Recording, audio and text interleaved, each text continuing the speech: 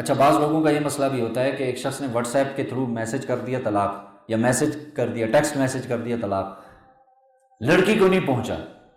ایسے دارالافتاء میں ایسے مسائل بھی آئے. ہمارے مفتی صاحب وہ کہتے ہیں کہ ایک خاتون آئی اور اس نے کہا کہ بھائی مجھے میرے خاوند نے طلاق بھیجی ہے ٹی سی ایس کے تھرو، وکیل کے تھرو جس طرح ہوتا ہے نا، ٹی سی ایس بھیج دیا.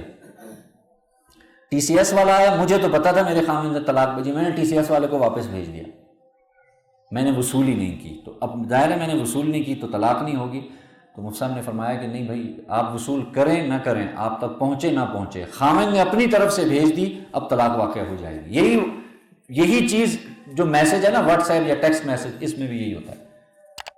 ایک شخص نے لکھ کے بھیج دیا اپنی طرف سے، سینڈ کا بٹن دبا دیا، اس کو پہنچتا ہے نہیں پہنچتا، طلاق واقع ہو جائے گی. اس وجہ سے بہت نازک مسائل ہیں اس کے، سمجھیے ان مسائل کو. پوچھیے علماء کرام کے پاس، ان سے پوچھیے، ان کے پاس بیٹھیے خدا را کہ حضرت میرا نکاح ہونے والا ہے، نکاح کے احکامات تو چلیں کچھ نہ کچھ جانتا ہوں، مجھے یہ سمجھائیے کہ طلاق کے کیا احکامات. 1% طبقہ بھی نہیں بیٹھتا، 1% بھی، 100 کے 100% لوگ ان مسائل سے ناشنا ہیں. ہم کہیں نا 1% اگر یہ مسائل پوچھتا ہو تو ہم کہیں جی چلو 1% ہے. 1% بھی لوگ نہیں ہیں ایسے. مجھے تو نہیں یاد 8-10 سال مجھے یہاں ہو گئے کہ کسی نے آ کے پوچھا ہو. ہاں، دینے کے بعد بہت سے افراد نے پوچھا ہے کہ دے دیا جی اب کیا ہوگا. تو اب تو کچھ نہیں ہو سکتا.